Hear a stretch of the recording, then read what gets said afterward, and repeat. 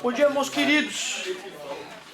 Esses movimentos burocráticos nos fizeram perder 11 minutos, só para a gente computar isso. Tem algo a ler para vocês. A certeza tem limites. O homem, falso e malfeitor, emprega palavras enganadoras, pisca o olho, balança os pés e faz sinal com os dedos. Pensa em desatinos, planeja maldades e está sempre semeando discórdia. Mas, de repente, cai sobre ele a perdição e, no instante, o quebra sem remédio. Que coisa linda! Então é isso aí. Muito massa, né? O negócio agora é tu refletir e tirar um bom proveito disso. Show! Meus queridos, bastante coisa para te comentar.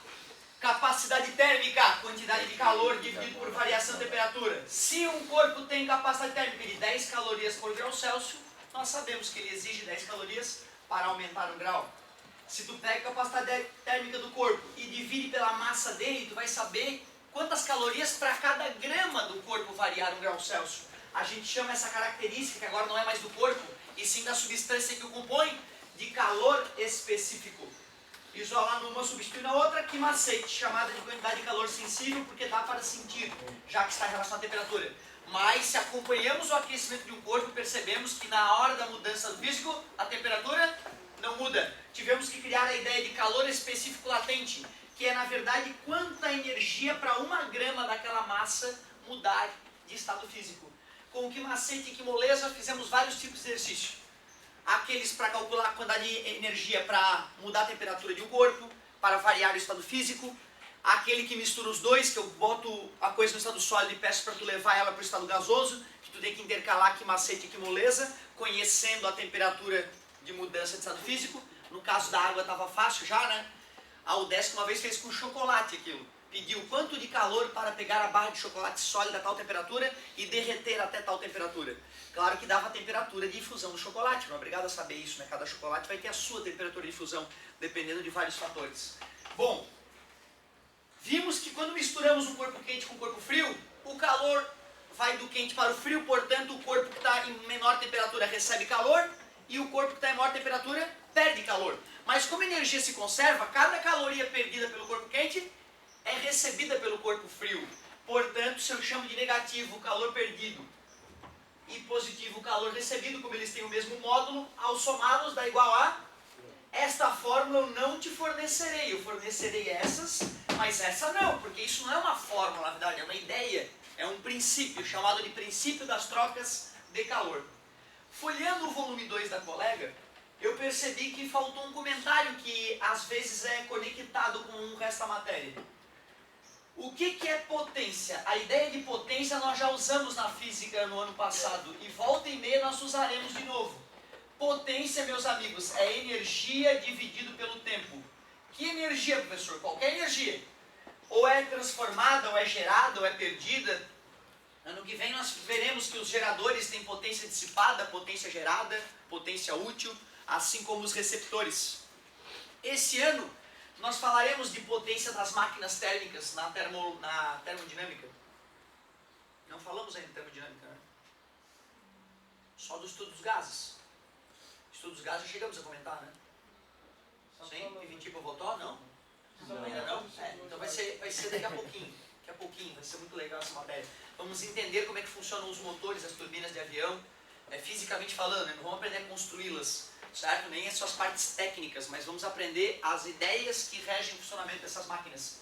Vamos aprender a entender como é que os gases se comportam e usando esse conhecimento sobre gases, nós conseguiremos compreender o funcionamento das máquinas térmicas, desde motores de combustão interna a turbinas de avião. No caso da calorimetria, essa energia é uma energia térmica, pode ser o que macete, pode ser o que moleza, pode ser até os dois. Então, às vezes, o cara vai lá e te diz qual é a potência de um equipamento que tu vai usar para aquecer água e te pergunta quanto tempo vai demorar para a água aquecer. Então tu vai ter que saber a fórmula da potência para resolver esse tipo de problema. Quer ver? Eu comprei um rabo quente esses dias. Sabe o nome técnico é ebulidor. Mas o antigo chamava de rabo quente. Tu engata na tomada, mergulha na água, aí aquela resistência elétrica aquece a água. Certo? Beleza? Dizia lá que tinha 500 watts de potência.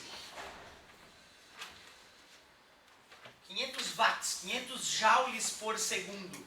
Eu te afirmo que uma caloria é aproximadamente 4 joules. E digo que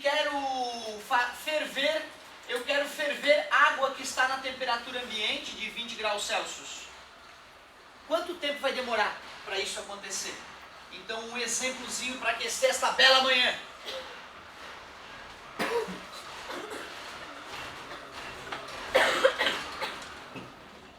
Me ajudem, por favor.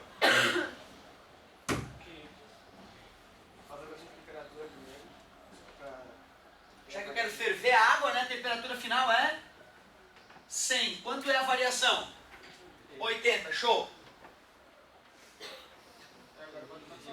Qual fórmula? Fórmula da potência. Potência é energia com o passar do tempo. A potência eu sei que é 500. Quanto é a energia necessária para ferver a água?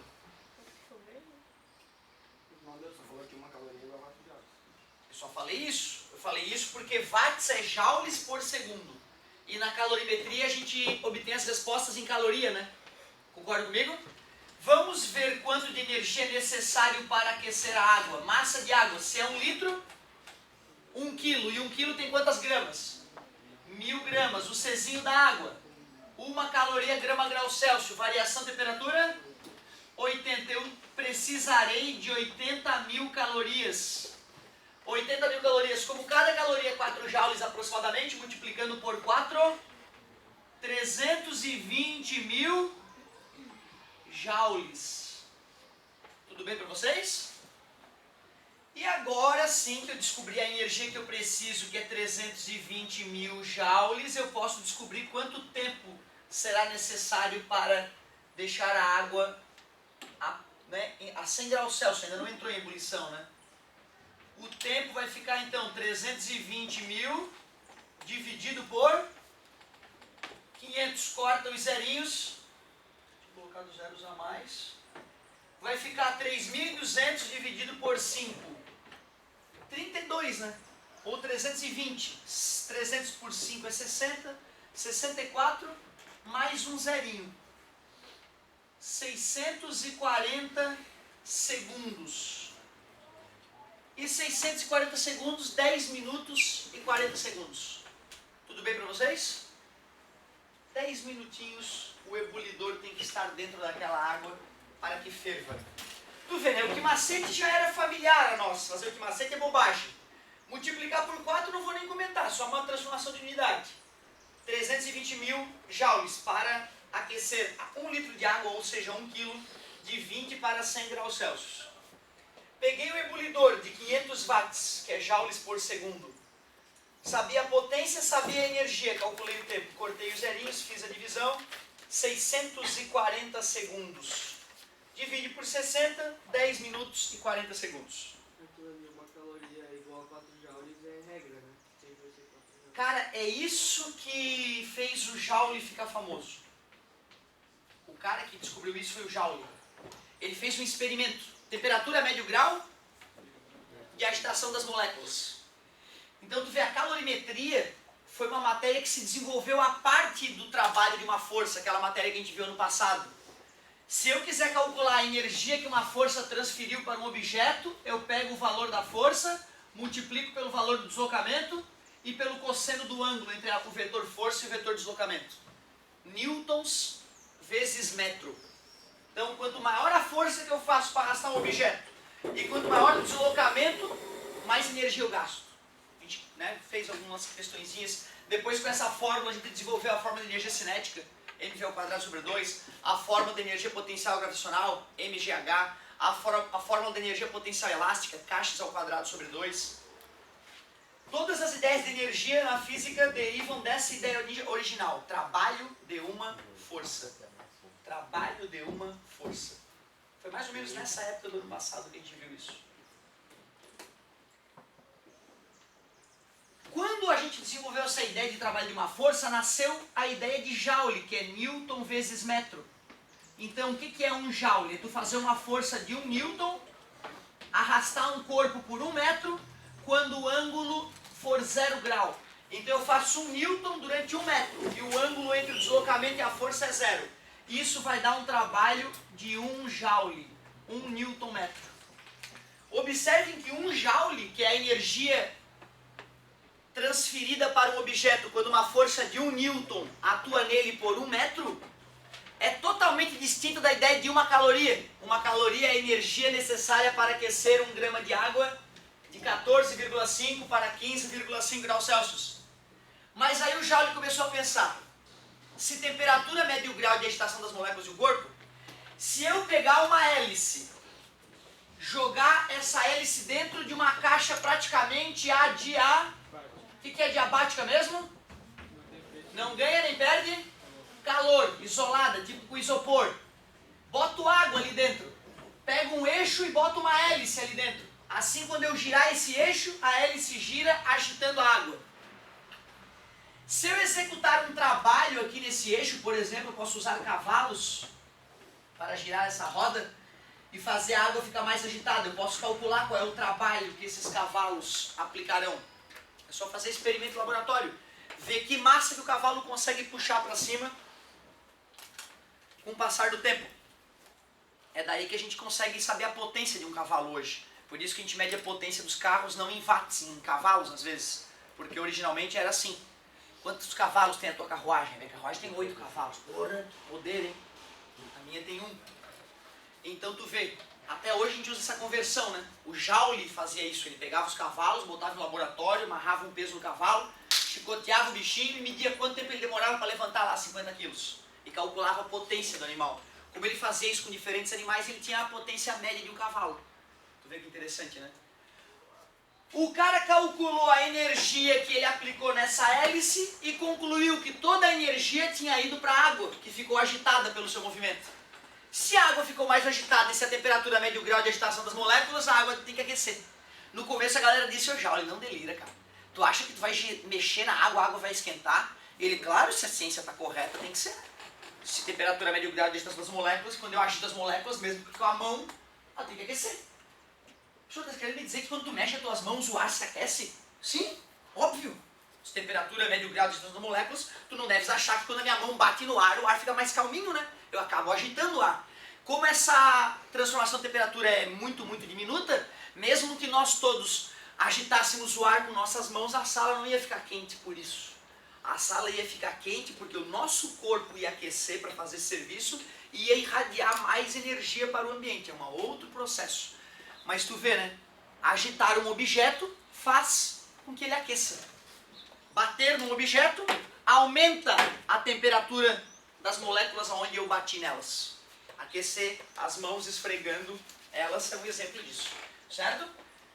O Joule fez um trabalho ninja, então, e comparou o trabalho da força aplicada no eixo à variação de temperatura da água.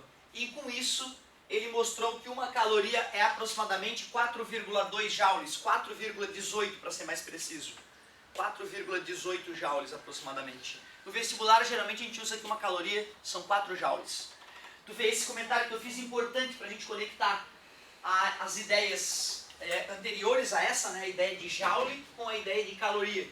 E fiz um exemplozinho, então, de uma fórmula que tinha passado despercebida aí do volume 2, ó, perigo. Feito esse comentário, eu quero começar agora a revisão do volume 3. Desculpa. Eu só não entendi ali na avaliação de tempo que tu dividiu... Aqui tu diz? Não, direito. Aqui? Não entendi. Eu peguei os 300, né? Tava dividindo, passou multiplicando, tá multiplicando, passou dividindo, né? Então ficou 320 mil joules. Não, só tinha pedido da ordem. Ah, tá. Dividido por 500 watts, né? Aí eu fiz a divisãozinha, deu 640 segundos, já que watts é joules por segundo, né? Divisão em fração, o segundo vai pra cima e corta joule com joule. Certo? Professor, então quando você diz que a tá, faz calor, então se a gente tá com calor e se abana, a gente vai ficar com mais calor. Sim, sem dúvida. Canso de falar isso pra galera, né? Toda a energia que tu retiraria do teu corpo com o vento que tu criou, certo? Tu tá gerando com um processo muscular, né? E o músculo, ele não aproveita toda a energia química que estava no teu corpo. Parte dessa energia que foi gerada em movimento se converte em calor na própria fibra muscular. Por isso que quando a gente faz exercício físico, a gente se aquece e acaba suando para resfriar a temperatura, né? Certo? Então toda a energia que tu acaba gerando para poder te abanar dentro do teu corpo e o calor que tu gera ali, vai acabar compensando negativamente, né, a retirada de energia pelo ar fluindo a mais, pela convecção. Nós vamos começar a aprender melhor agora essa história de transmissão de calor. Então realmente se abanar não vale a pena. O mais interessante de repente é contratar alguém para te abanar, certo? Ou então tu ficar bem paradinho e relaxar, né? O próprio ato de tu não pensar muito faz com que o organismo diminua a quantidade de energia consumida e diminua os aquecimentos. Não vamos nos esquecer que o órgão que mais consome energia química no nosso cérebro, no nosso corpo, é o cérebro. Por isso que às vezes só de tu estar agoniado, tu já fica com mais calor, agoniado mentalmente. Tu vê que loucura, né? Vocês não sei, devem ter visto aquele caso do novo Buda, aquele menino que ficou meditando vários dias lá sem comer. Vocês conhecem essa historinha? Tem uma hora, uma passagem, tem isso filmado, né? Tem uma passagem que chega um outro mestre budista para reverenciar, né, o novo Buda que estava lá meditando sei lá quantos dias, sem se alimentar, sem beber água. E aí, quando o cara, né, o cara chega próximo do menino que está meditando, passa alguns minutos, o menino começa a suar, verter água, suar. E aí depois as pessoas vão entrevistar o mestre budista que foi lá visitar o guri, né? E aí perguntou pra ele, por que o guri começou a suar na hora que tu chegou? Aí ele, ele sentiu a minha presença, quis demonstrar a capacidade dele de controlar o corpo dele e fez questão de fazer o corpo dele suar, né? E aí não contou mais coisas, deixou meio nas entrelinhas, né? Mas tu vê que interessante, a gente sabe que a gente tem a capacidade, né, de aumentar ou diminuir a temperatura corpórea só se concentrando para isso acontecer, né? Daí a gente consegue entender também, né, por que algumas pessoas têm mais e menos resistência, né, ao frio, né, ou ao calor. Não é só o costume dela, tem a ver com a capacidade que o corpo dela tem de controlar a própria temperatura. E se é uma pessoa que tem uma elevada capacidade de concentração, ela pode ter até exercitado isso, né? Interessante, né? Mas é verdade o que tu falou, no ato de calor não adianta ficar se abanando, não. Teoricamente, valeria mais a pena tu economizar aquela energia e relaxar para sentir menos calor. Certo? Ô galerinha, olha só. Outra coisa que eu te comentei. Diagrama de fases. Preciso que tu lembre o nome de cada linha e desses dois pontos. Esse ponto aqui, alguém lembra o nome? Ponto triplo nesta temperatura e nesta pressão. Os três estados físicos coexistem, obrigado. Esse ponto aqui é chamado de ponto crítico. É a pressão ou é a temperatura que é importante para aquele ponto? Só a temperatura que é chamada de temperatura crítica. Temperatura acima da qual não pode ter outro estado físico que não seja gasoso. Que aí ganha o nome de gás. Então quando tu fala tipo, o estudo dos gases, é porque ele passa... Isso, teoricamente o gás já teria que estar com a temperatura acima da temperatura crítica. Porém, é comum que o gás esteja um pouco abaixo da temperatura crítica, mas a pressão dele seja suficientemente baixa para que ele ainda tenha um comportamento de gás. Então, quando a gente for estudar os gases, teoricamente aquele estudo só vai valer mesmo para substâncias que já estão com a temperatura acima da crítica. Ótima observação, garoto. Como é o nome do estado gasoso abaixo da temperatura crítica? Vapor. O que acontece com o vapor se eu aumento a pressão? Sem mudar a temperatura, pego algo que está na condição de vapor e aumento a pressão. Pode ir para o sólido e pode ir para o líquido. Gás, aumenta a pressão. Aumenta a pressão para a pressão original no ato do Big Bang. Continua no estado gasoso, incrível, né? Tu vê, é óbvio que aqui eu estou extrapolando totalmente, né? As últimas notícias mostram que o LHC, aquele ultracolisor de hadrons, que a gente já comentou algumas vezes, aquela máquina mais complexa e mais cara que o homem já fez, que acelera partículas na velocidade da luz e faz elas se chocar e pica as partículas subatômicas em partículas ainda menores, começou a mostrar que a ideia que a gente tinha da natureza até então está errada.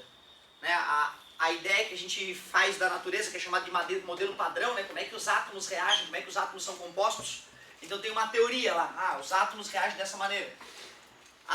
Os testes começaram a ser feitos agora, nas últimas semanas, começaram a mostrar que o modelo padrão para a gente entender a natureza, até então aceito, falha. Não funciona, a física vai ter que ser reescrita. Calma, não é essa física básica que eu estou te mostrando. Essa física básica que eu te mostro, ela continua valendo, certo? Mas a física do Big Bang vai mudar. A física para entender o que aconteceu logo após o Big Bang, aquela física vai ter que mudar, certo? Tu vê, então, eu estou dizendo que se a nossa física fosse aplicada, né? Essa física básica fosse aplicada, eu poderia afirmar pelo diagrama de fases que na hora do Big Bang as coisas deveriam estar no estado gasoso, mesmo que a pressão fosse infinitamente alta, porque a temperatura sendo da ordem de trilhões de Kelvin no ato da explosão, então automaticamente a gente sabe que não poderia haver outro estado físico que não algo parecido com gás. Na verdade, a verdadeira temperatura é tão alta que nem os átomos existem nessa situação. Os átomos não se sustentariam nessa situação devido à temperatura, certo? Os prótons não existiriam nessa situação. Eles se separariam em partículas mais fundamentais para a temperatura altíssima. Mas isso é outra discussão. Só para constar que as notícias são estarrecedoras para a física recentemente. Nome desta curva que separa o sólido do gasoso. Sublimação é o nome da transformação entre esses estados. Nome da curva que separa o sólido do líquido. Curva da fusão. Curva da vaporização. Citei para vocês as 3 formas clássicas de vaporização. Evaporação, a baixa temperatura de ebulição e lenta, natural. Ebulição ocorre numa temperatura específica, é rápida e é considerada forçada, embora na natureza ocorra ebulição naturalmente. E calefação, quando um líquido atinge uma superfície superaquecida e quase instantaneamente vai para o estado gasoso. Tudo bem? As 3 formas de vaporizar? Pois é, só que ela é tão rápida que a gente não perceberia a água primeiro esquentando para depois vaporizar como ocorre na ebulição. Seria uma coisa instantânea. Tu pega a água lá que sai da torneira a 20 graus, fritou um ovo, a frigideira está quente, tu vai lá e tu não vai ver a água a 20 graus bater na frigideira, chegar a 100 e começar. É instantâneo, bateu e aí esse fenômeno a gente chama de calefação. É um fenômeno um pouquinho diferente da ebulição. Muito bem. Te mostrei o que significa quando o diagrama de fases tem o chifrinho. Mostrei? São substâncias que têm dilatação anômala. Por exemplo, o ferro e a água. Ferro chamado de assassino das estrelas, né? Porque quando ele vai ser gerado no núcleo de uma estrela, né, devido à fusão nuclear, lembrem-se, a tabela periódica, né, todos os átomos que nós conhecemos foram gerados no núcleo de estrelas gigantescas, superpoderosas. Quando a estrela vai formar o ferro dentro dela, em vez de ela continuar se comprimindo, que era o esperado, o ferro acaba se dilatando e aí então forças de dilatação e de compressão entram em choque, podemos dizer, e a força de expansão acaba vencendo, gerando uma supernova, que é uma explosão da estrela. Essa explosão da estrela gera pressões tamanhas que no ato da explosão, outros átomos mais pesados do que o ferro são fundidos. Por isso que se tu for analisar a raridade dos elementos químicos, até o ferro eles são abundantes. Acima do ferro eles são raros, certo? Porque estrelas que conseguem fundir átomos mais pesados do que ferro são mais raras, certo? Porque na maioria dos casos morrem antes disso acontecer, já que a própria fusão de átomos menores que geram o ferro faz com que a estrela fique instável e exploda.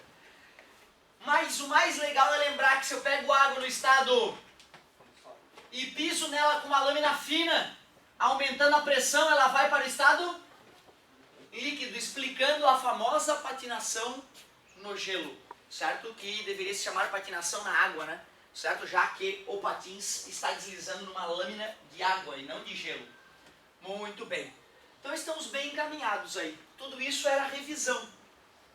Exemplozinho da matéria passada e revisão do diagrama de fases. Quer dizer que gelo em volta, mas quando a lâmina passa, está fazendo pressão e vira água. Isso, embaixo da lâmina é água. E aí se tu fica olhando o patinador passar, tu vê que logo que ele passa fica uma marquinha, que é aquela água voltando a ser gelo, que é o fenômeno que a gente chama de regelo. Mas já congela de novo, quase instantaneamente. Então o cara pisou, ali embaixo da lâmina ficou um líquido. Tirou o patins daquela região, caiu a pressão, volta a ser sólido. Regelo, voltou a ser gelo. Show de bola. Então é isso, galera. A revisão foi essa. Revisãozinha honesta. Agora o novo. O novo. Transmissão de calor. Cara, lá na engenharia mecânica a gente faz transmissão de calor 1, transmissão de calor 2 no curso básico. Aí tu pode fazer mestrado em transmissão de calor, tu pode fazer doutorado em transmissão de calor, tu pode fazer pós-doutorado em transmissão de calor.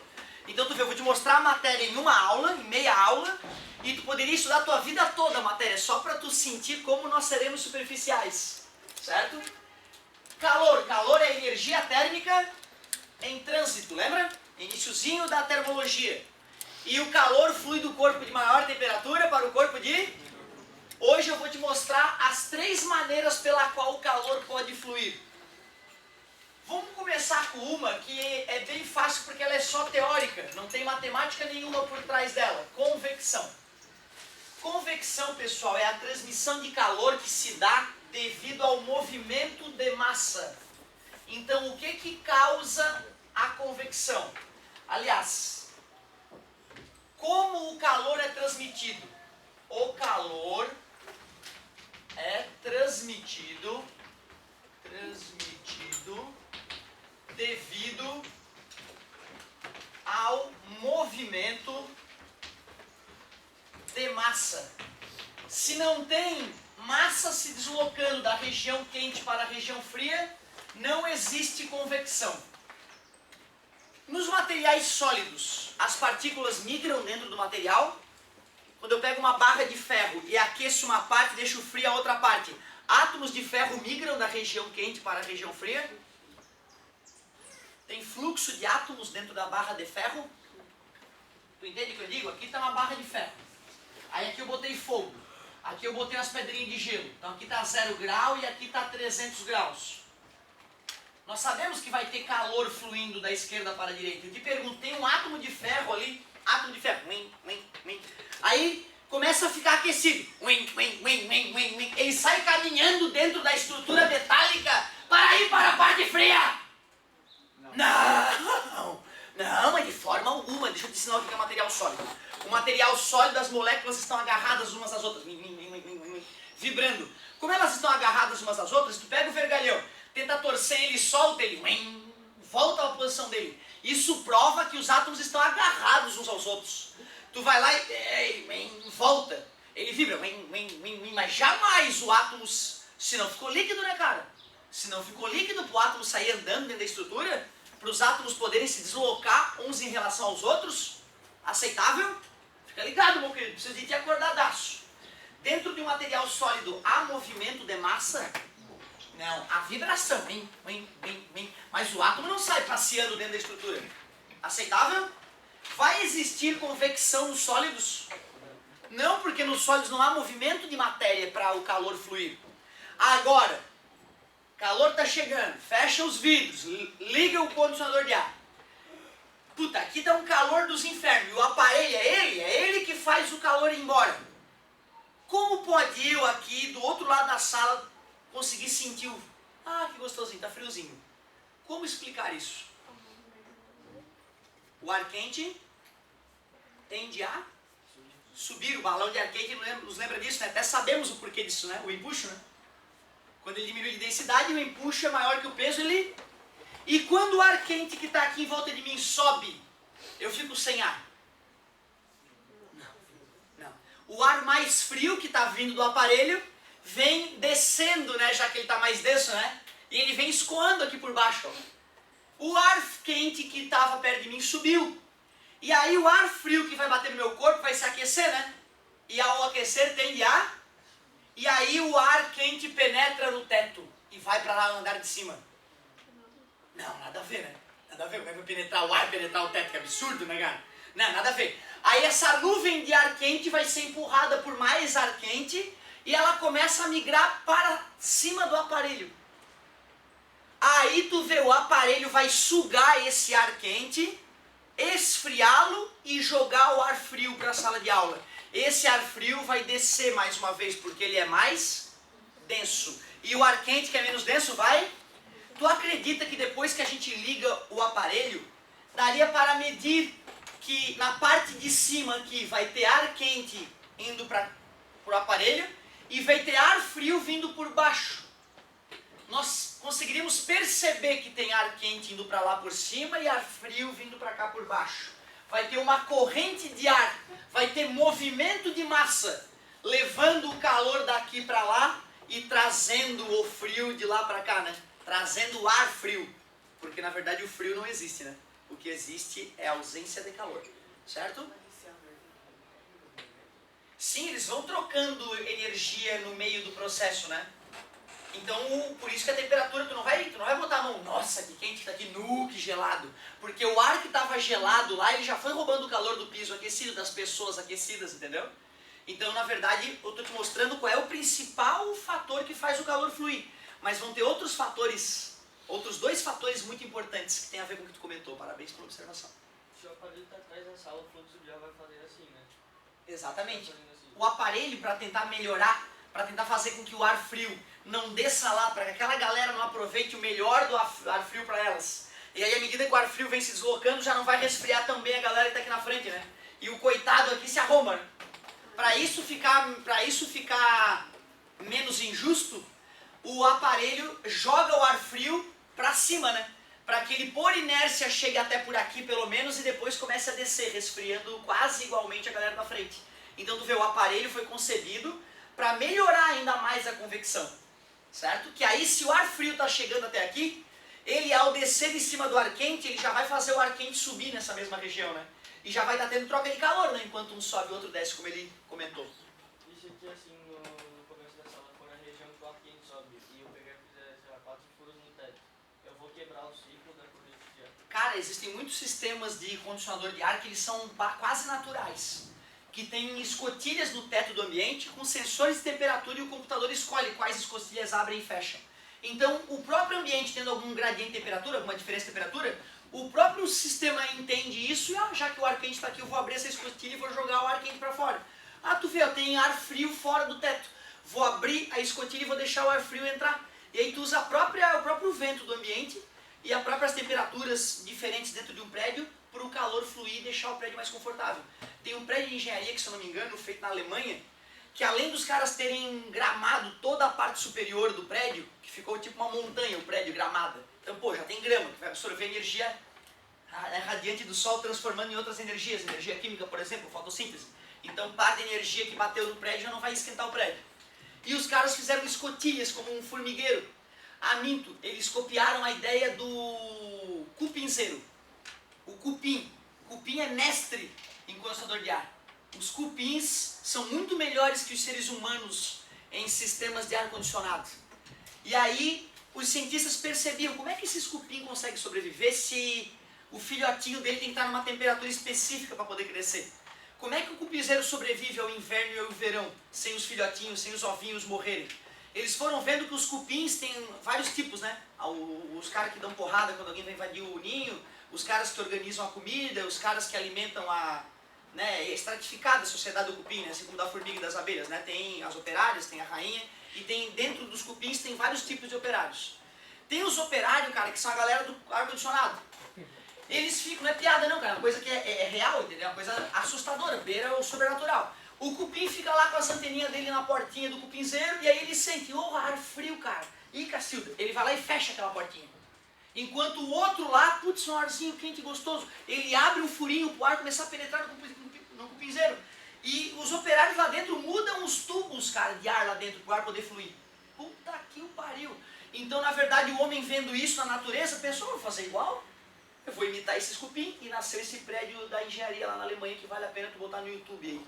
Prédio de engenharia na Alemanha, que não gasta energia com ar-condicionado. É só escotilha imitando os cupim. Sensorzinho de temperatura, tem ventinho bom aqui. Então no inverno eu deixo o vento quente entrar e faço o ar frio sair, pela convecção natural, e no verão eu tento fazer o contrário para deixar a temperatura mais adequada. Muito louco, né, cara? Que loucura. Isso não é de hoje, tá? Há muito tempo já o ser humano tenta imitar os animais, né? A evolução usa os bilhões de anos da evolução para aprender alguma coisa com a evolução e tentar copiar ela de ganhar uma certa vantagem. Vocês concordam que o próprio vento é o melhor exemplo de convecção? O que é o vento se não é um movimento de massa, né? E por que o vento existe? Porque o ar quente tende a e o ar frio tende a. E quem é que aquece o ar? O sol. Então tu vê, né? O vento que é gerado pelo sol é um grande exemplo de convecção. Quando eu ligo o ventilador, o que eu estou fazendo com a convecção? Aumentando ou diminuindo? O que eu fiz com a convecção? Aumentei ou diminuí? Claro, é mais movimento, por isso que vai passar, vai trocar mais calor, né? Tem convecção agora ocorrendo aqui em volta do meu corpo, certo? Porque eu próprio aqueço o ar e o ar quente sobe. Então tem ar frio vindo de baixo e fluindo lentamente pelo meu corpo. Essa convecção é natural. Então eu estou perdendo calor constantemente. Ligou o ventilador, vai ter mais ar frio passando por mim. Então eu vou ter mais troca de calor. Por isso pode gerar um friozinho se o ar for frio, né? Se o ar for quente, vai gerar calor. Aquelas lâmpadas são usadas para tratamentos que aquecem, elas fazem o ar ali de dentro mexer para aquecer? Depende, qual tipo de lâmpada? Será que é infravermelho? Infravermelho. A lâmpada infravermelho nós vamos explicar já. Já vou até aproveitar o teu comentário para fazer essa migração.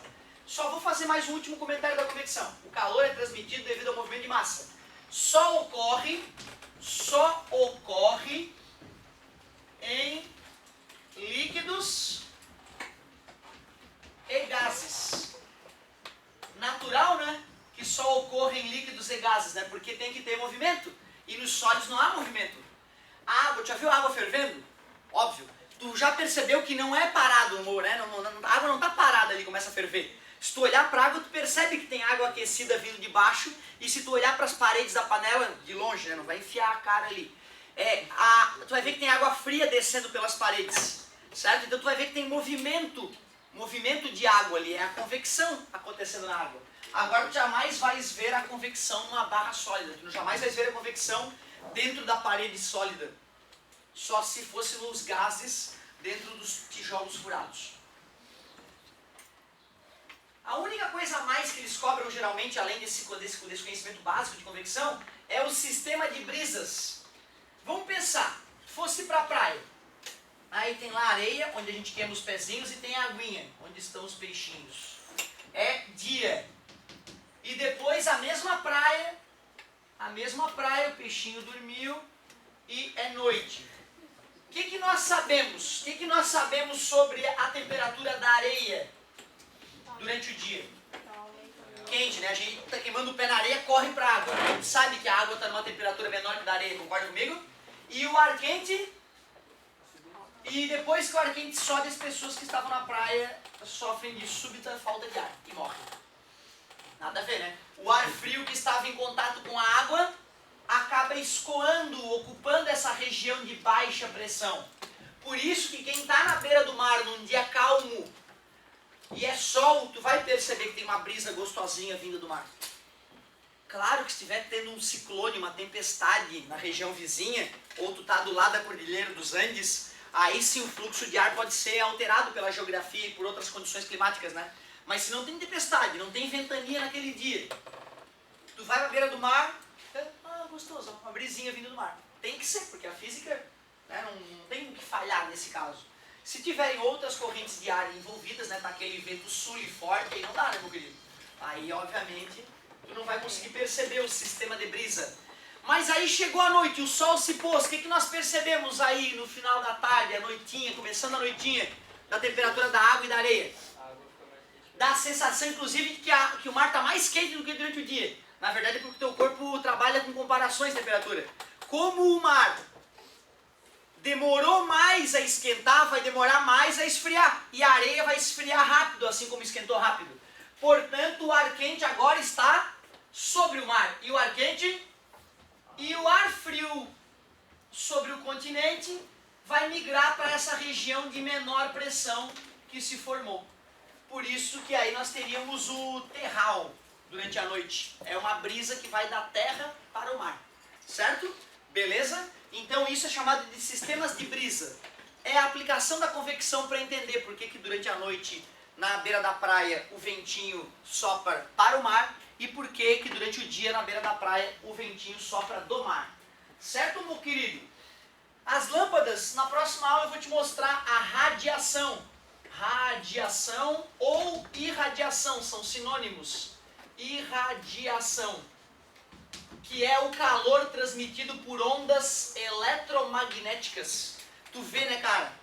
A luz a gente enxerga. A luz infravermelha ou as ondas infravermelhas a gente não enxerga, mas elas existem. É tipo uma cor, é um vermelho diferente que a gente não consegue enxergar. Violeta, enxergo. Ultravioleta, não enxergo. Mas é uma luz, como violeta. É tipo de uma cor violeta que meu olho não tem capacidade de enxergar.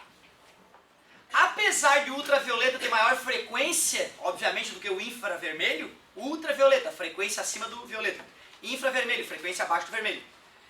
As radiações ultravioletas, apesar de serem mais energéticas do que as infravermelho, já que tem mais frequência, elas transmitem menos calor do que o infravermelho. Tanto que as ondas infravermelhas são chamadas de ondas de calor. E o mais legal, todo o corpo emite infravermelho o tempo todo, basta que esteja a temperatura acima do 0 Kelvin. Quer dizer, cara, que tem um tipo de luz saindo do teu corpo agora, que eu não enxergo, chamada infravermelho, que aquece o ambiente. Tu é uma máquina de aquecer o ambiente, por isso que tem muitas pessoas num lugar começa a esquentar. Porque cada pessoa é um aquecedorzinho. Só que não é um aquecedor clássico, não é um aquecedor tipo a óleo, que tu esquenta o óleo e o óleo vai lá e vai passar calor pro ambiente. Tu é um aquecedor daqueles de inverno que tu liga uma lâmpadazinha e ela começa a brilhar vermelhona, sabe? Só que eu não vejo tu brilhando vermelho, mas tu tá brilhando na faixa do infravermelho. Tu vê, cara, tem luz saindo do teu corpo agora pra tudo que é lado, uma luz que eu não enxergo, não é essa luz que sai da tua casquinha que eu tô vendo, que tá aquecendo o ambiente. Quem entra na sala de aula, fica à vontade, percebe esse bafo, cara. E não é só um bafo porque o ar aqueceu, é a radiação infravermelha, cara, saindo do teu corpo. Se eu pegar uma lâmpada incandescente, aquela que é feita com filamentozinho de tungstênio, se eu passar bastante corrente elétrica por ela, ela vai aquecer tanto que ela vai brilhar. Além da luz, tem muito infravermelho sendo gerado. Então, se eu quiser aquecer o corpo de alguém, eu posso usar essas lâmpadas incandescentes, como por exemplo, em estufas para criar pintinhos, certo? Em estufas de plantas, geralmente nem é necessário tanto aquecimento. Mas se um armário teu está mofando, por exemplo, uma das técnicas é acender uma lâmpada, né, incandescente dentro dele, para que ao aumento da temperatura elimine esses fungos malditos, através da eliminação da umidade, por exemplo, certo? E nós vamos estudar melhor ainda esse aquecimento quando formos estudar o efeito Joule, lá no 3º ano. Corrente elétrica passa pelo filamento, agitando os elétrons, que começam a aquecer a estrutura, e aí emite infravermelho, porque todo o corpo emite infravermelho o tempo todo, certo? Daqui a pouco vamos falar mais de radiação ou irradiação. Valeu!